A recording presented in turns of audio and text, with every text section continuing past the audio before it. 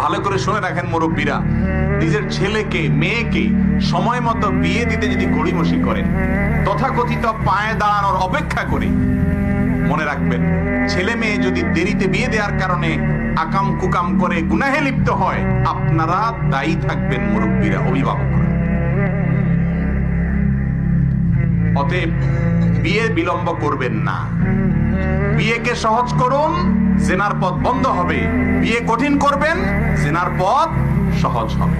ঠিক না ঠিক? অতএব বিয়ে সহজ করতে হবে, আল্লাহ তাআলার নির্দেশ এটা।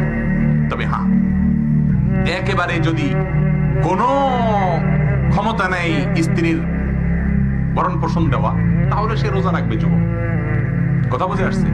কিন্তু কোন মতে যদি ডাল ভাতের ব্যবস্থা করতে পারেন, আলহামদুলিল্লাহ, অনেক মেয়ে আছে যারা কোন রকম বেঁচে থাকার উপায় পেলে তারা খুশি। আলহামদুলিল্লাহ, খুঁজে সেরকম দিনদার মেয়ে বের করবেন এবং অল্প উপার্জনে আল্লাহ তাআলা বারাকা দিবেন ইনশাআল্লাহ।